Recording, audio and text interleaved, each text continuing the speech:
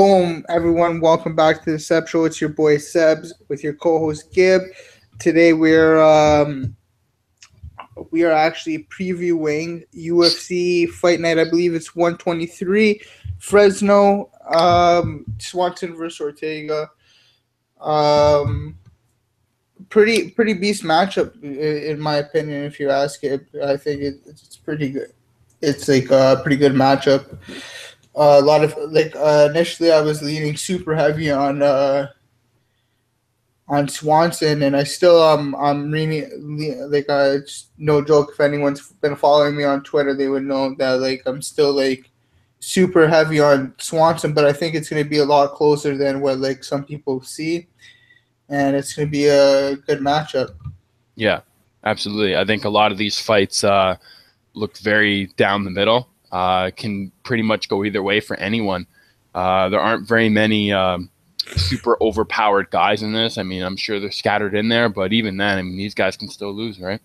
Oh yeah, 100%. There's exactly like you said. There's not a lot of mismatches here. There's some good fights on the card, if you ask me. But let's get started here. I'm just looking from top to bottom. This is actually the main card, especially. The main cards are really good, man. We got Jason Knight on the main card. We just interviewed Benito Lopez versus Albert Morales. Eric Anders. That was your fight, man.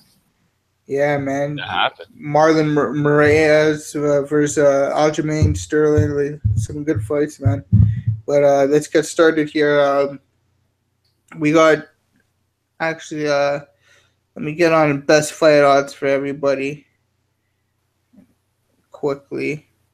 And that's what I'm going to go off of. We're going to go off best fight odds. All right. Cool. Okay, so Trevin Giles minus 250.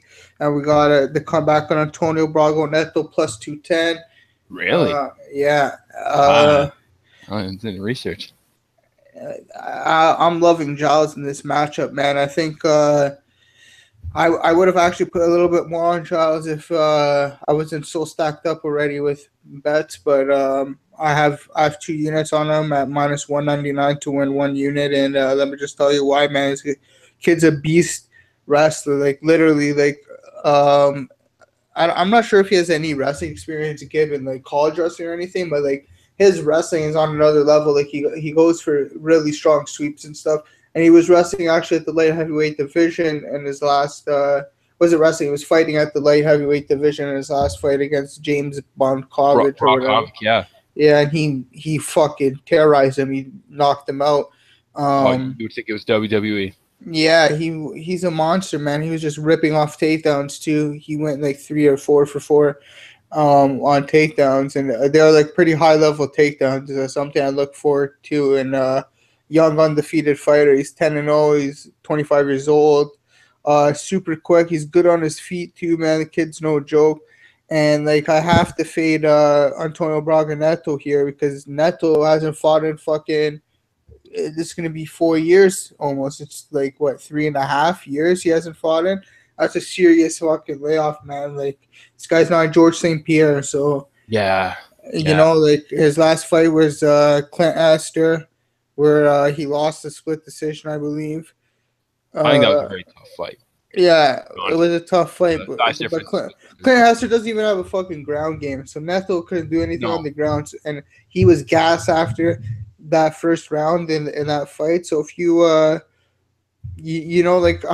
good of shape is this guy going to be in after 3 years of layoff or 3.5 years layoff, and then he's fighting a monster like Trevin Giles who's going to push the pace on him. Mm-hmm. If the price didn't drop, I would have put some more units on this, but I'm happy with my 2 units to win 1 unit. I think Giles gets it done pretty easily here. How about you? Again, you got a good point there. That many years is a long amount of time to take off, especially from the UFC at these levels that we're seeing here with guys on the card that we're going to be getting. And like I said, I enjoyed the Clint Hester fight. I think he had him on the ground, but I mean, with such a huge fighter, it showed a lot of problems. Now, Trevin's a little bit smaller, so we might see a bit more of a spontaneous Braga, maybe a little more fancy But again, that 4-year layoff, like, let's wonder. He might go on cruise control. He might, he might really play the fight slow. And Trevin's really on you from start to finish. That guy puts a lot of pressure on a lot of fighters. Like we were saying, just dummied Brockvik like it was nothing, you know? And, I think that guy's really big. But I think you're right. Giles does have this. I was not unaware of the 4-year layoff, but it's starting to make sense. I don't think Antonio Neto doesn't have a dog in this fight, because if it goes to the ground and maybe Trevin gets ahead of himself, Bravo can set something up. But I think generally on the stand-up, Trevin could have it, and just a little bit on the ground, which could put him into some trouble. We'll have to see. This one's just down the middle, like I said. Yeah. All right. So we both got Giles here. Yeah, just barely. All right. So next fight, Davi Ramos minus 360 versus Chris Gruetzemacher at plus 300 right now, and I jumped on this line at minus 229. I'm all over Davi Ramos. I put 4 units on him to win. Let me see how much. 4 units to win 1.74 units at minus 229. I jumped on that opener real quick for fucking the Pinnacle opener at least. I know some guys got him at minus 180, which is outstanding. If you got him at minus 180, that, like, win or lose, like my boy Z was saying, that's just a fucking gold, like, opportunity right there, you know? Like, minus 180 for Davi Ramos, who's coming down from welterweight, who usually fights at lightweight, but is coming down from welterweight, is a big lightweight, huge body frame, and fighting a featherweight pretty much, you know, Chris Gritz. So fucking. Do you think he'd be able to catch someone like that though? He's gonna be able to catch him. Then he has the fast hand combinations to drop him if he wants to, and Gritz doesn't have good takedown defense. So like, if he wants to take it down, this guy's like an Abu Dhabi fucking world champion in jiu-jitsu. Like, he's high-level Brazilian jiu-jitsu world champion. So if Davi Ramos gets him on the floor, I think he'll submit him rather quickly. I got Ramos all day here, man. I will say by submission. And, I'm pretty happy with my 4 units on him. I got Chris Gritz in this. I think his loss to Chase Kelly proved that he can be tapped out. And you're right, Davi Ramos definitely has the background to do it. But I mean, this guy's pretty destructive on the feet. He tends to hit. He's not destructive on the feet. Oh man, he's got the KOs to prove, man. He has grinded out some decisions, obviously, and it could be a little difficult to grab his footing on the Abner win.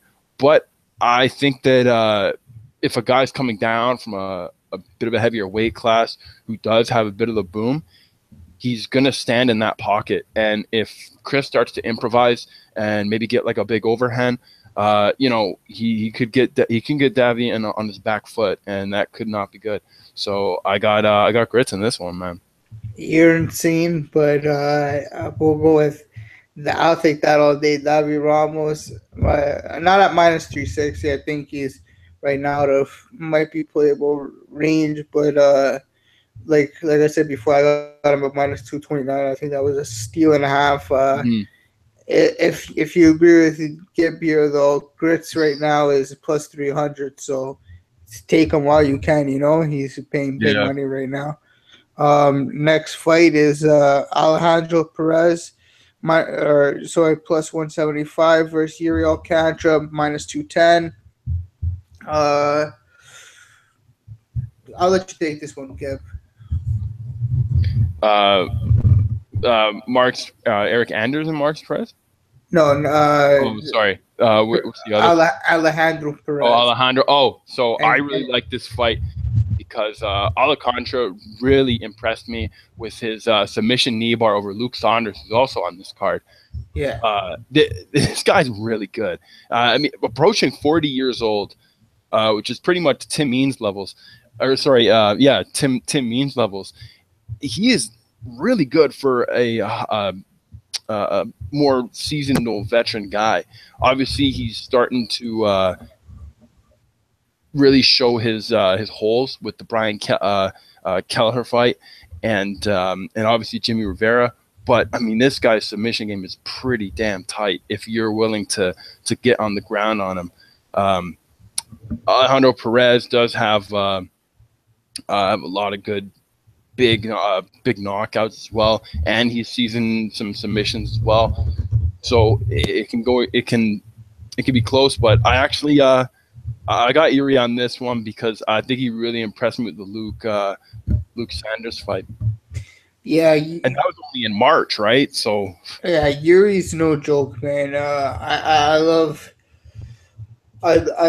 betting on Alcantara because I know he's gonna fight for my money. But then, like the last couple of times, like he'll do something stupid if you bet on him. You know, like he's gonna fight for your money, but he's gonna do something stupid at the end of it, where he's gonna get trapped in a like against a Keller fighter, whether it be a guillotine when he's shooting a sloppy takedown for no reason because he's doing too good on the feet, or but he'll pull something out of his ass like the fucking rolling knee bar that he got on Luke Sanders after Luke Sanders is giving him a fucking 10th-8 beating in both rounds, pretty much. You know. What did you think about the Albert Moraes fight? Against who? Came out to a draw. Against who? Alejandro Perez. Oh, the Alejandro Perez. Yeah. Man, Perez is he's got some good wrestling. Stationary boxing. He's like a decent Mexican fighter. You know what I mean? But last fight he probably stole that fight against Andre Soukhamthath. I don't think too highly of Alejandro Perez here. I think Yuri gets the job done here, man. Yeah. Yeah, but at what's he at? Minus 210. Yeah, I don't know for Yuri. Yeah, it's a little bit too high for me to take the shot on Yuri right now. Like if he was maybe a minus 130 or something like that, okay, I might take the shot, but minus 210 on Yuri that's a little bit too high right now. It's too much of a risk. But yeah, I'm passing on this fight, but I also got Yuri Alcantara. All right, so next fight is Mirab Dvalishvili. I can't say his last name, man. I heard the guy for Ring of Combat say it like 4 times. It's like Dvalishvili or some shit like that. Dvalishvili? Yeah, something like that. Yeah, Valili. I don't know, man. It's a little difficult. Dvalishvili or something. Yeah. And Frankie Saenz. And pretty much, man, I got Mirab all day in here. Oh, absolutely. Mirab's a fucking monster. Trains out of Longbone Weidman's with Aljamain Sterling, my boy Matt Favola, just a bunch of killers. And then he's training at Sierra Longo's, doing his jiu-jitsu and whatnot. He's just a monster on the mat. This guy's, I think he was a Sambo world champion or whatnot. Very, very, very good grappler.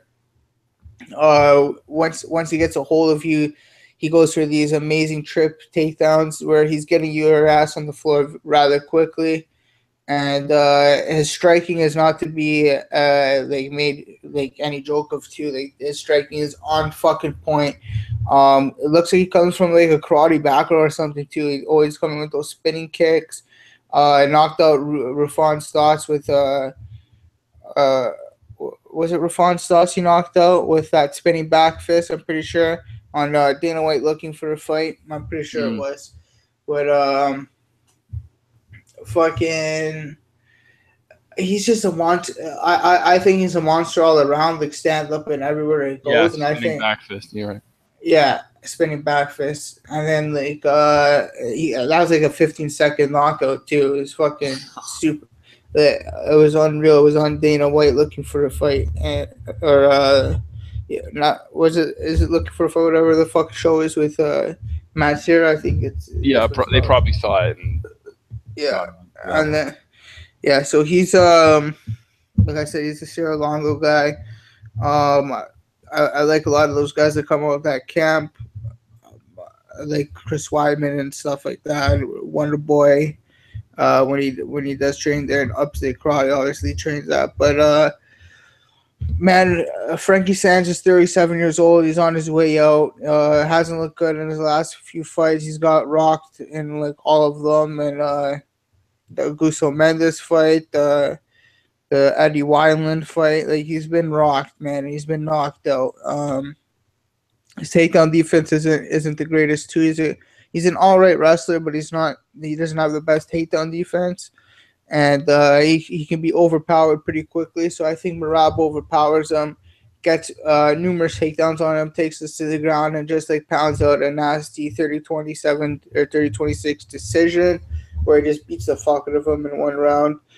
He might even get a late TKO on Merab, but I got Merab all day here. I put 5 units on him. 5 units on Merab, whatever his last name is, minus 124 to win 4.03 units. So, Gip, take it from here, man. Who do you like in this one? I like Merab. This guy's last name should be Devilish because this guy's absolutely comes at you with some ridiculous combinations. Gets decision wins, probably just to mask a lot of his good. I think he got a lot of these decision wins just to, cruise. I think he probably could have finished these people, but just didn't start finishing until his last 2 fights with the submission armbar and KO in the last 2. He did lose to Ricky Bandejaz, and that guy's 9-1. He's not even in the UFC. Serious. He's serious. Yeah. So, I mean, this guy's coming in, obviously, before a person who he lost to, so obviously he's up on that. And fighting a guy who is, like you said, on his way out. So Frankie Saenz has not had his last few fights very good, being knocked out and brought to decisions. It's not a good look. So obviously Merab's probably going to do something dangerous here. You got to watch out for everything this guy throws at you, whether it's uppercuts, body lock takedowns. The guy tends to slam people. Gets him up against the cage really well. I mean, he's got so many tools and probably hasn't even really displayed a lot of them and is constantly building on new ones. Sterling also on the card. I gotta wonder how much him and Merab are probably sparring to get ready for this one, because I think that's a big turning point. I'm seeing on the Instagram they're sparring about like every day together. Wow. Yeah. I mean, who better of a partner to have, right? Yeah, Aljo's. I like Aljo a lot. Maybe we'll talk about him later, but I do like Aljo a lot. He's a good guy, man. He's, I do too. Absolutely. Fun guy to watch. A lot of people hate on his style or whatnot. I like him a lot. I even like betting on the guy, but we'll talk about him a little bit later. But next up, we got Alex Perez minus 400 and Carl John the Tomas plus 325. And let me just start by saying Alex Perez is going to be a fucking monster at flyweight. Fighting out 125, that division needs some new people. And this guy has some crisp combinations inside the pocket. Very, very good 1-2, a nasty hook. And he's got some great wrestling and some nasty submission skills, as we saw in the Contender Series. He went for that Darce choker, whatever that was. I can't remember. Yeah. I don't even remember what it was. I think it was a Darce, but Anaconda choke. Or was it an Anaconda? Yeah. Yeah. It was deadly, bro. And he showed in that fight alone that he all of his skills, you know what I mean? Like he showed pretty much everything he's like he can do in that fight. He was showing his stand-up skills very well, and then he was showing how good his ground game is. And if you go watch tape on this kid, that's how he is everywhere. He's very seasoned coming into the UFC at 18-4. I like him a lot, man. I got him at minus 229. 3 units. Alex Perez minus 229 to win 1.31 units. He's minus 400 right now. I think he's out of playable range. So I wouldn't take him right now, but if he does come back down at around 300, I would consider taking him for sure. I think Carl John Thomas is all right, but he was getting pieced up on the feet against Naoki Inoue, and Inoue was having his way with him on the ground as well. So I don't see where Carl John Thomas has the advantage against Alex Perez here. So I got Perez all day, man. Naoki Inoue is ridiculously high level for the UFC. Oh yeah, and, no, that was not that kid's 20 years old too. Yeah, that was not a tune-up fight whatsoever. If anything, that was like a high level stress situation fight where somebody's always got to go, and I don't at all throw shade at Carlos Tomas. I mean, we need more Filipino fighters in there. Really big off of that. But I think his experience in terms of the fights that he's had, a lot of those guys are a little iffy. A lot of those guys lost more fights than they won, or have half as many. They don't have good records like any of them. Yeah, I think Alex Perez is a little more approved. And as we can see, by his anaconda choke, which he put on very slow. He just kind of, got into position and got beautiful. I think he might even be able to slap another submission on him because Carl Johns just seems to lose that way. Again, it's not a bad thing. I just think that a lot of grapplers tend to put him in a bit of trouble. Maybe he might not have, the experience for what we're doing here. So we'll have to see. I think so too. And yeah, we'll have to see for sure. But like I said, I got Alex Perez here all day. Yeah. I think we both do. So next fight, we got Luke Sanders minus 230, Andre Soukhamthath at plus 190. Let me see quick here. I got Sanders, 3 units. Sanders at minus 193 to win 1.55 units. I fucking love Sanders in this spot, man. Kid's such a good grappler. Really good stand-up. He's crisp in the pocket. He's so fast. Should be like he's like flyweight fast, and he hits like a fucking truck. He doesn't have like the best striking, I would say. He's not the most like technical striker, but he's a pretty powerful striker. He's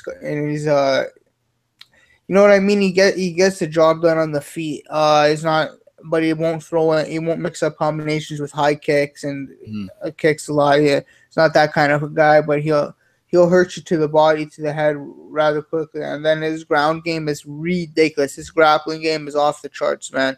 This kid's a really good wrestler, and he's smart when he's grappling with you on the ground and giving you shots. The Yuri Alcantara fight should have been stopped in the first round 100%. I think Mark Goddard's one of the worst refs. I'm pretty sure he was the ref for that one. He's one of the worst refs. And, yeah. And he I don't know how that fight kept going, but it did. And Yuri ended up getting that rolling knee bar after taking a ridiculous amount of punishment.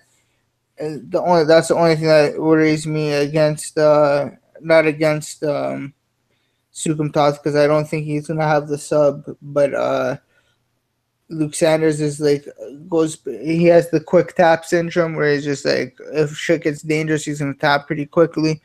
But Luke Sanders is, like I'm saying, fierce grappler, fucking fierce striker, everything, man. And Andre Soukhamthath is a really good striker. Knows how to mix it up from the head to the body really well. Crisp in the pocket, crisp outside the pocket. Uses his range very well and everything. But I think this is his fight to lose. I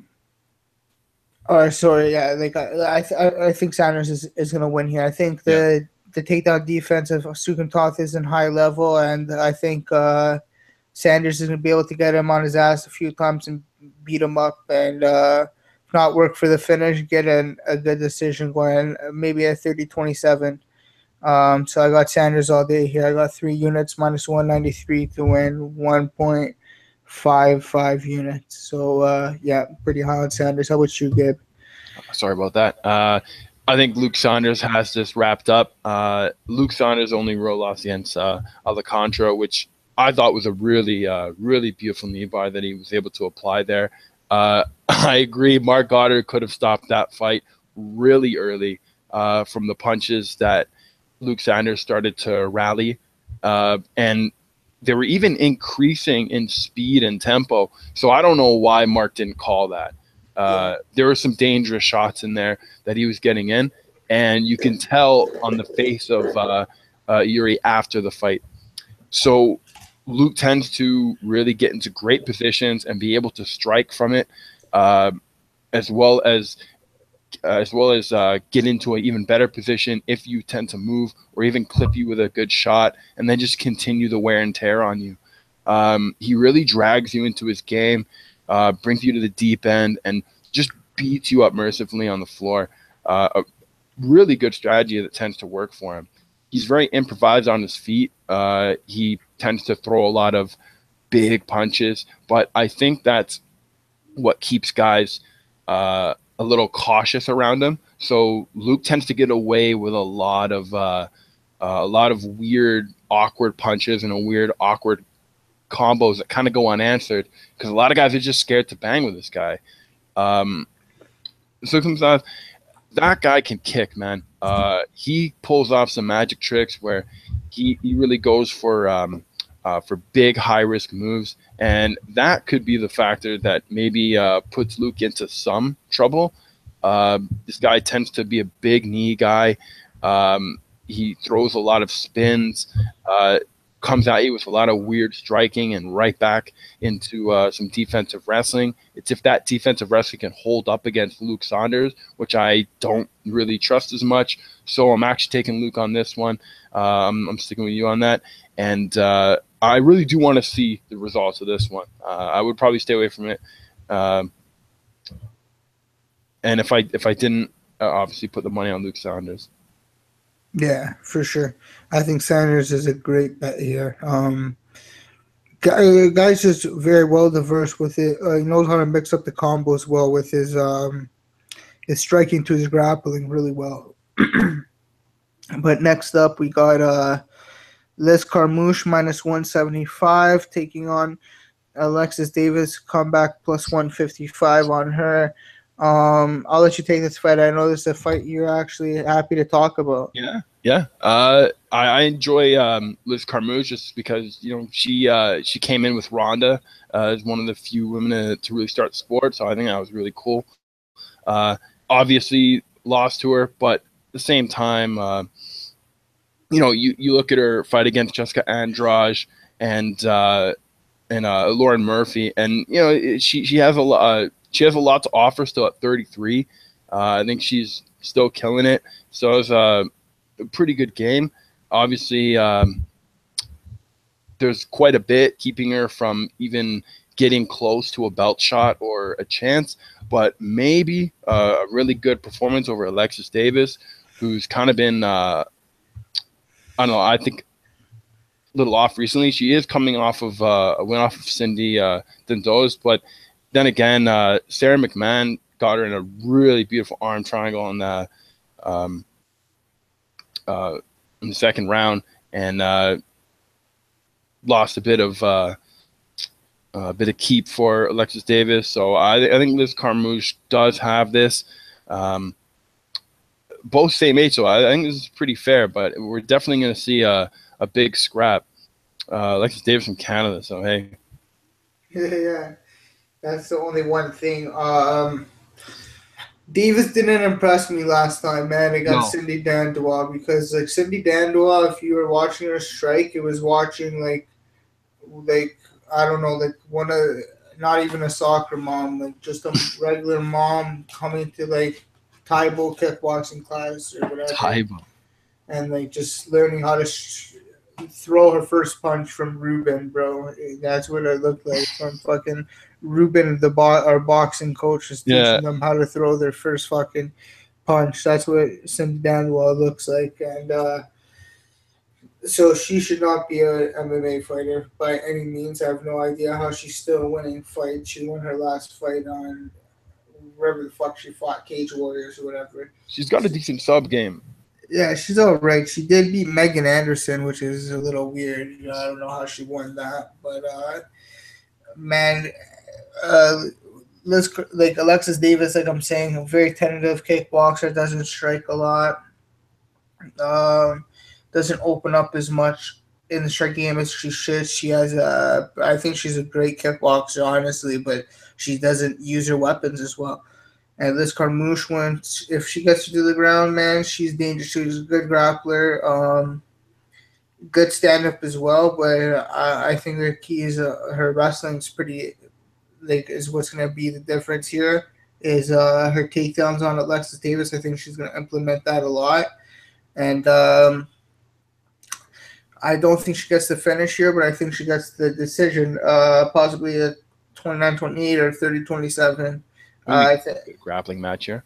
Yeah, we might see one, but I favor Carmouche in whatever it is, man. Even if it is a grappling match, I take Carmouche all day. I didn't bet on her. I think there's better stuff to bet on.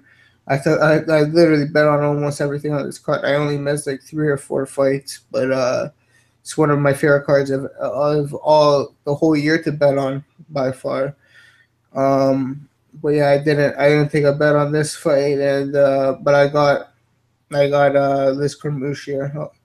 Yeah, I like Liz Carmouche here. Yeah, so next up we hit the main card, and we got Pick'em fight, the only Pick'em fight on the card. Well, I don't think the main event's. Oh, the main event might be. Some places is to Pick'em. Yeah. Okay, so this is the only real pick'em fight. Like, it's a pick'em everywhere you look. Is Benito Lopez versus Albert Moraes a fight I'm very excited about. We talked to Benito last week. Sounded like he was in good spirits, man. Fucking was ready to brawl with Albert. Has a personal, not a vendetta, I'd say, against him, but has a beef against them, kind of, that they were supposed to fight at West Coast Fighting before and on the regional scene, and that didn't come through. And it was actually a title fight, and Albert started talking trash online about Benito, saying he pulled out, saying he was fake injured or whatever, which is I thought was total bullshit, because it was a title fight, man. Like, I don't know why Benito would pull out. Yeah, Benito would not pull out of that. Trust me. Yeah. And like I think he's the only thing wrong with Benito is like and I addressed it to him on the interview. If you go watch it on our channel, go take a look at the interview. But I addressed it with him. This is his cardio. I said, like, are you gonna have enough pace to like run? How his cardio is? Are you gonna be able to like have that shit for fucking 3 rounds? Like, if it goes to the 3rd round? And he said, yeah, he's gonna be able to do it.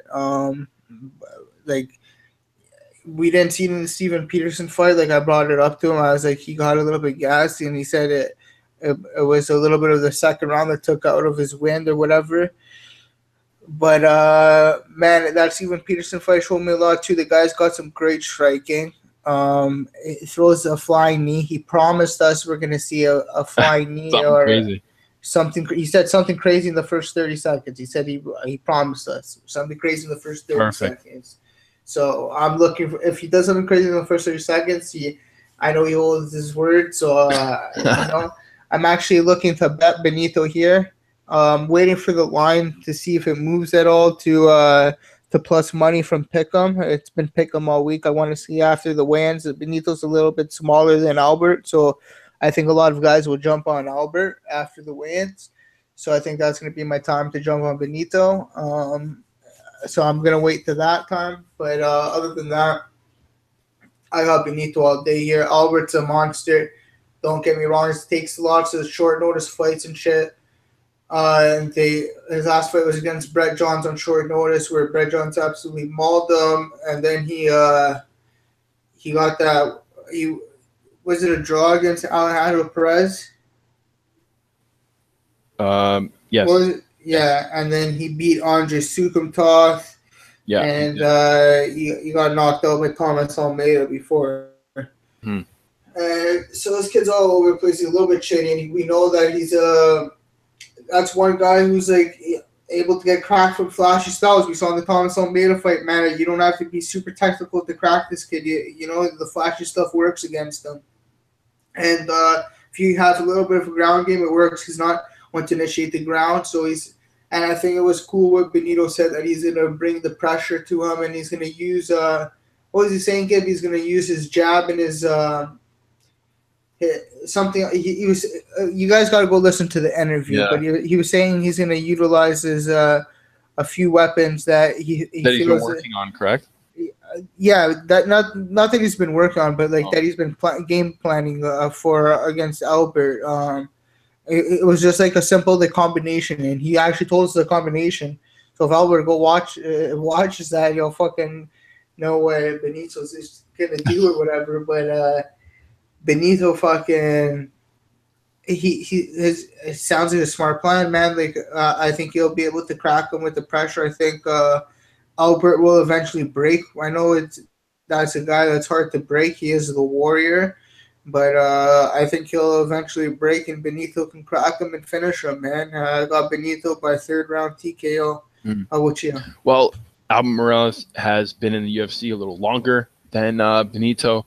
Benito obviously coming off of the show, and I mean, really impressive fight. I was a big fan of it, and a big fan of the interview as well. It's good to have him on. I think. I don't think Albert will be taking shots like Peterson did. It's I don't see it, you know. Yeah, especially he's more technically sound. Yeah, especially him being more cautious. I think if he does get hit, he'll be right back out and try to play again, fight his way in. It's going to be very difficult if Benito is going to push that pace, like you said, especially if he comes out really quick in the rounds. Because Albert Moraes doesn't really seem to be ready for guys who tend to sprint, tend to really be explosive. If they pick their spots correctly and really kind of add in a little bit of defense after throwing punches and being ready to counter, I think Benito's pretty much got Moraes booked. But Moraes can be a little scary on the ground, so you know we're looking to really get rid of that. So hopefully Benito has a good plan on that. I believe it, and I'm really hoping to see this big move in the first 30 seconds. I'll be watching this fight for sure because of that. Yeah, 100%. I believe so too. Might even have to get a replay of the week just to. Oh, watch him hit him and get performance of the night with that. Oh, we called it then. Yeah, on our short first. Because it was on the Sebs show where he actually called out Albert Moraes the first time. He even said it was because of my interview with him. He said that. He said he thanks my interview for getting him that fight because he called him out on the Sebs show, man. He didn't call him out anywhere else. He said that if there's one guy he can fight, that'd be the one guy he would want to fight. So I take credit for that fight that's happening right this weekend. But moving along, we got Eric Anders minus 280 against Marcus Perez plus 240. And let's start off with my boy fucking Eric Anders, who I interviewed not too long ago when he was taking on John Phillips. I think this is a way easier matchup than John Phillips. John Phillips hits like a fucking truck. That'd be a tough fight to pick. This one's a little bit easier as Marcus Perez doesn't have the best striking because all right, Muay Thai. It's more of a ground game specialist, and he's small at the middleweight division. Looks like a welterweight. I think Eric Anders is going to beast him. He's going to give him those football kind of tackles. Former linebacker at University of Alabama, won a national championship there. Very, very athletic fucking freak. And he's got one of the scariest left hands in the world. I asked him, man, like, what the fuck are you gonna call your left hand? Because like Dan Henderson has the H bomb. Are we gonna have the Anders bomb or something? What are we gonna have, the anchor or something? We have to come up with a thing. He like that, but I think Anders right here destroys Perez, man. I think it's a first or second round knockout for Eric Anders. We saw what he did to Sapo Natal. Oh, God, that was a beautiful knockout, by the way. Yeah, man, and I think he like does the same. I think he does the same thing to Marcus Perez here. I got him personally 3 units on. Where is he? 3 units on Anders at minus 259 to win 1.15 units. So pretty confident about that one as well. At middleweight, I mean, these guys are both the same size, by the way. So they're both 6'1". Yeah. So it'll be interesting to see the same. But they're not like fucking stature. So like thickness. Like Eric Anders is thick. Yeah. Rafael Natal was a little small, to be honest with you. Oh, Natal is small. I mean, I believe he's at the high fives, but I mean, he's not crazy tall on Anders, and the height difference was pretty apparent, and as well as the size. Eric's pretty big, and that guy throws bombs. Marcus Perez, from what I kind of gathered, he is a bit of a Muay Thai guy,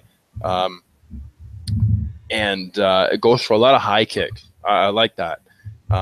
That could actually be a little tricky, seeing as Eric Anders, a southpaw kind of guy, tends to really enjoy that stance. A big high kick, especially the rear leg, that could really punch in for Marcus Perez and kind of stun Eric. And we haven't really seen the guy, hit or put into a really bad spot, I don't think. So it's he was in some pretty tough spots against Brendan Allen. He went 25 minutes with a championship fight. He's been in some. He's gone 25 minutes, man. That guy is no joke. He's got some serious cardio, but I'm really close, man. It's I think either of them can take it.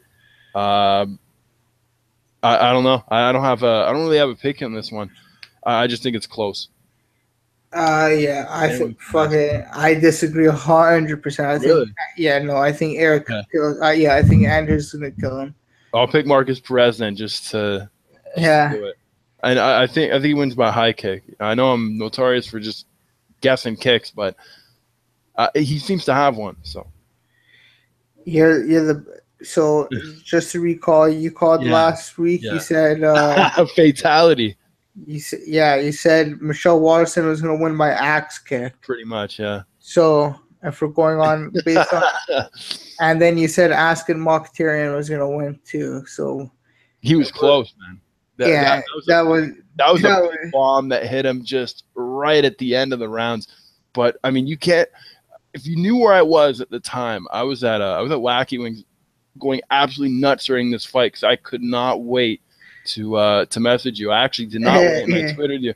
But of course, it was the round that he gets knocked up. So I guess that's what I get for talking like that. And he did look good in that fight. But I think this is the Gibb fate of the night.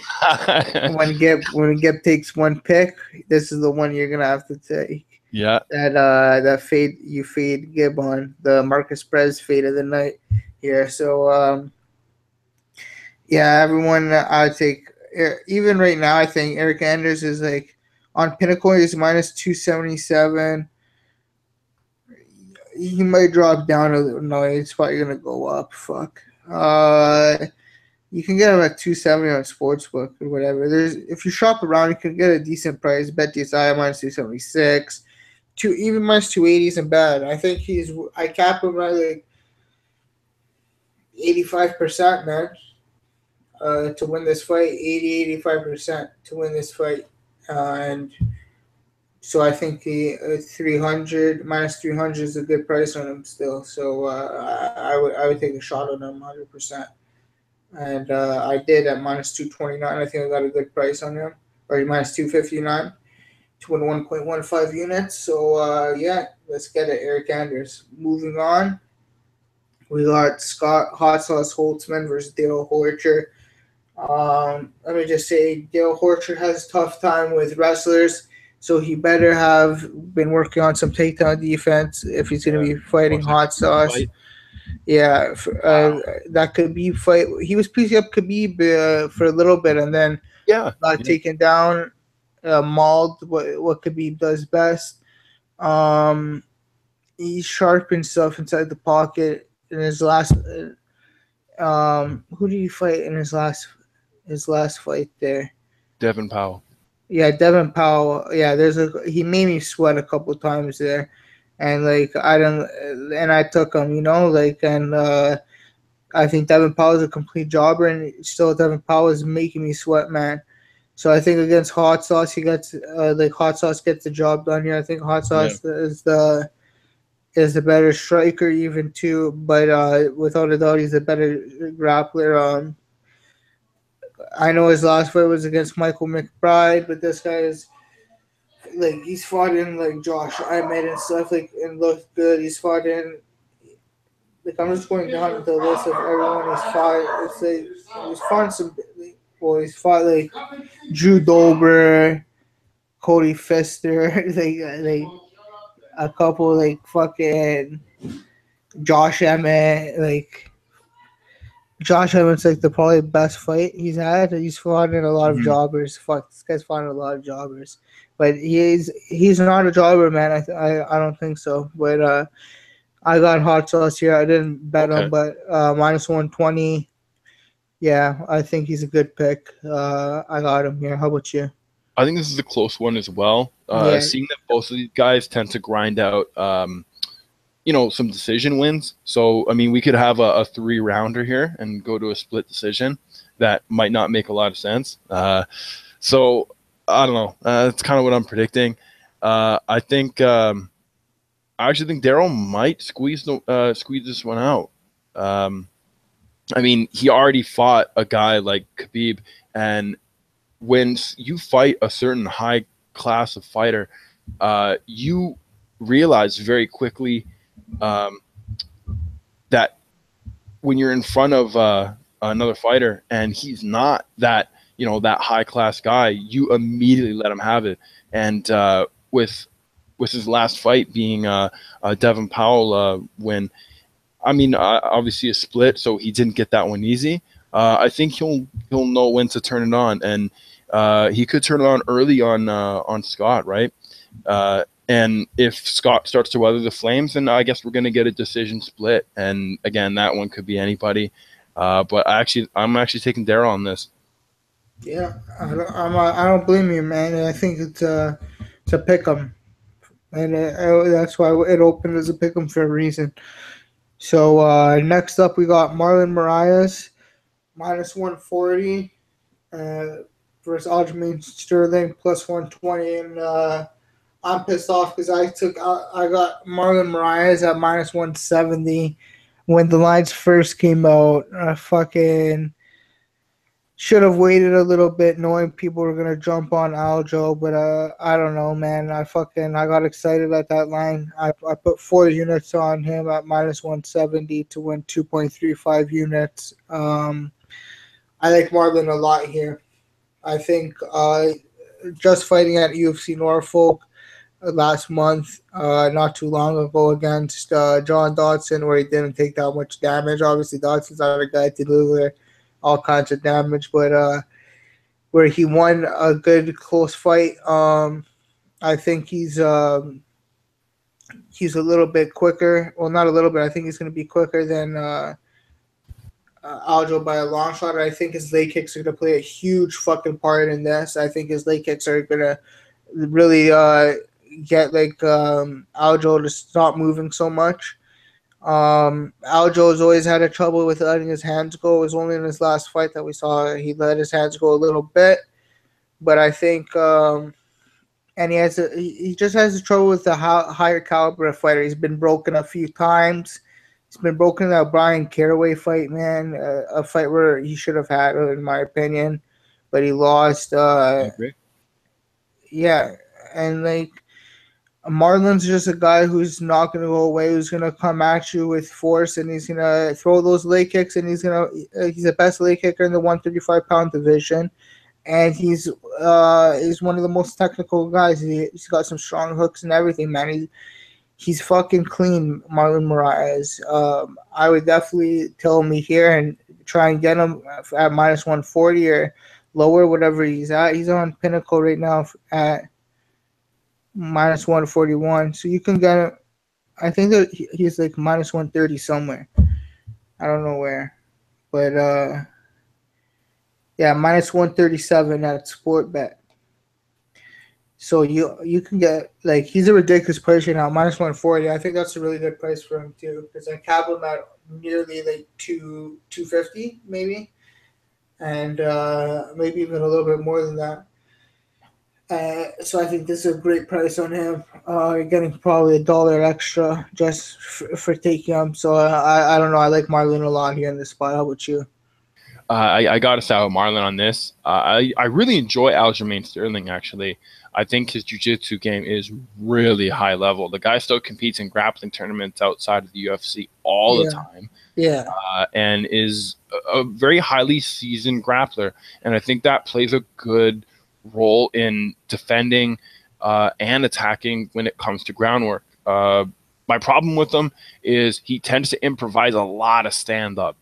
I think too much of it, because he lands a lot of beautiful shots, but because he has no basic stand-up, he has no jab, he has no like good cross and back to the face, he tends to improvise so much that his opponents are actually landing the simple stuff.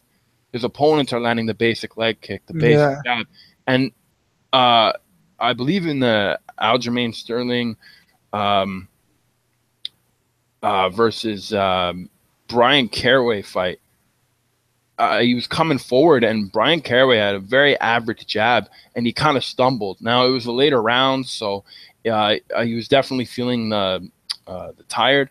But, I mean, Brian Caraway, I think, is a big, fight for him at the time. But Aljamain should have went right through him and really impressed. That was like a highlight reel fight, Yeah.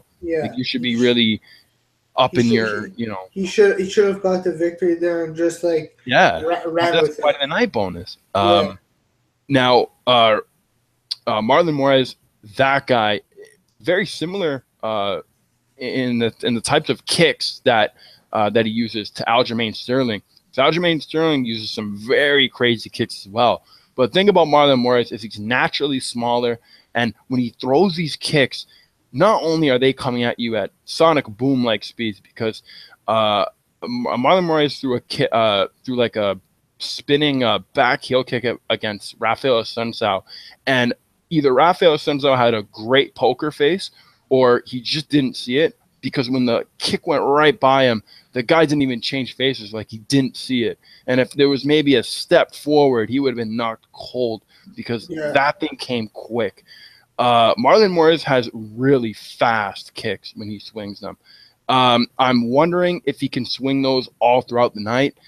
He does tend to get tired if he puts a lot of them out there early. I've seen him do it for 5 rounds. Oh, man. Yeah. And again, against a guy like Dodson, like I was saying, fighting a guy that high level, you're going to see weaknesses in anyone you fight next, and even a Rafael Assunção lost before that. So I think he's seasoned to kind of beat Aljamain Sterling based off of experience. Aljamain Sterling, I think, tends to blow his gas tank if he thinks he's got you in a good hold. But, I mean, Marlon Moraes got some submissions too, so it could be difficult for him. I got Marlon Moraes in this fight, either by decision or he gets like a late stoppage because Aljamain's a little tired off of like a grapple early that he went for, or something like that. And I think he's a better grappler than Marlon Moraes too. I think he's better everywhere. So I think it's a good price on him. Like I said, 4 units minus 170 to win 2.35 units. Very happy with that. But yeah, let's move along here to the co-main event. We got Jason the Kid Knight taking on Gabriel Benitez, and we just interviewed Jason the Kid Knight last week as well. Guy's ready to come brawl.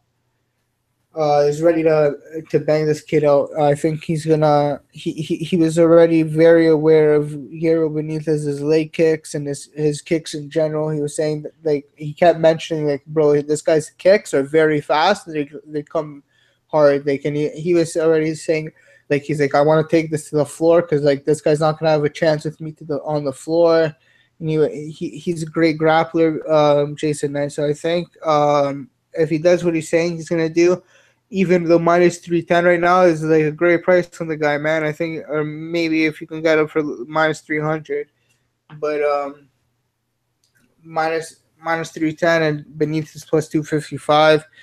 Um, I wouldn't say the value is on Benitez because fucking like I don't know yet, man. I think Jason Knight would still crunch him. I got Jason Knight all day here. I got 3.5 units on minus 235 to win 1.48 units. I think he does a lot of good work inside the pocket. He's tough as a motherfucker. He's got a chin on him, man. This guy's got a chin on him. That Ricardo Lamas fight, he took a beat down and he still like was on his feet. And against Chaz Skelly, he did well. In the Chaz Skelly fight, he did another like he almost knocked out Chaz, or he did knock out Chaz Skelly, but this guy or TKO'd him. I can't remember at the moment, but I did, yeah, he TKO'd him, and like just the beating he was putting on Charles Kelly at the moment. Like this guy works the body to the head very well. Coming from Alan Belcher's, like he's no joke, man. Jason the Kid Knight's Mississippi mean. Like he has a scary jab, very scary straight jab. It comes at you quick and fast, and I know Gabriel Benitez has those leg kicks, but I think that's all Jason Knight has to worry about here. I think he's the better striker overall, and he has the better grappling game. So I got Jason Knight all day here. How about you? I think Jason Knight has a dangerous submission game, which is why you need to knock him out. Because if this guy is standing, not only does he have a chance to knock you out on the feet, but, I mean, you can get rolled up in a half second by this guy and be put in a triangle choke or rear naked or arm bar, something. I mean, this guy's seasoned. He knows what he's doing. We were talking on our interview about how he's actually looking to maybe even compete in a few more of these grappling tournaments and maybe sharpen his skills a bit. And these guys in grappling tournaments, he was saying they go for the MMA fighters. Like they want that win over the high level guy, right? Yeah. And that's what he's going to be competing with. So, you know, congrats to him when that happens. I'll definitely be watching that. Gabriel Benitez, like you said, once he gets past the leg kick, I don't think he'll have a lot of big troubles. Jason Knight TKO'd Chase Kelly when Chase Kelly was 16-2. So I mean that's ferocious, and I believe Chase Kelly was coming up, or Chase Skelly was coming off a really good rear naked choke too. So I mean, this guy's he knows what he's doing, and he has a very calm head for taking punches, and that's a very rare thing to get, especially at the high level, the high caliber opponents that you're going to be thrown at. You have to have this chin, it's got to be titanium. And I think Gabriel Benitez, he does train at AKA, so I mean he definitely has probably some great training for this fight. Doesn't have the best ground game though. He got taken down a few times against Barzola. I think everybody has some shortcomings that are being worked on as we speak, especially going into a lot of these fights. And I mean, it's if enough of them are ironed out that Jason Knight can't get to. But I think Jason Knight gets to it quick. And I'm hoping to see a submission in this fight, actually, by Jason Knight, maybe in the second round. So I got Jason on this. For sure, man. So moving on to our main event of the evening, Cub Swanson plus 100, Brian Ortega minus 120. I'm fucking very shocked, and honestly, I'm not like appalled at like the odds switching for thing. I'm just shocked, man. Like that the odds would be at plus money for Swanson. I took him at minus 150, 4 units at minus 150, and then I added a 50 unit at minus 181, minus 118. to win 3.51 units, 5 units to win 3.51. I'm very big on him in this fight. I don't think this should be a pick'em. I think it should be maybe minus 140 at minimum for Cub, or minus 130 or something. Like, it should not be a pick'em at least. At the very least, it should not be a pick'em. But Cub, I think on the feet's definitely the more dangerous. We see him throwing those cartwheel kicks. We see him throwing all kinds of stuff on the feet. He's just a dangerous striker overall, and he's got some good wrestling, man. And he trains out of Jackson, but now he's training at the Southern California place with TJ Dillashaw. I don't know what they're calling that place, but I don't know. They call it something. With Mark Munoz and all those guys, he's training there for a little bit. Wants to be closer to his family and whatnot. But I just think the guy gets the job done on the feet 100%, and it's not like everyone's making like a foregone conclusion that if Brian Ortega gets this to the mat, the fight's over or some shit like that. No, absolutely not. Definitely not.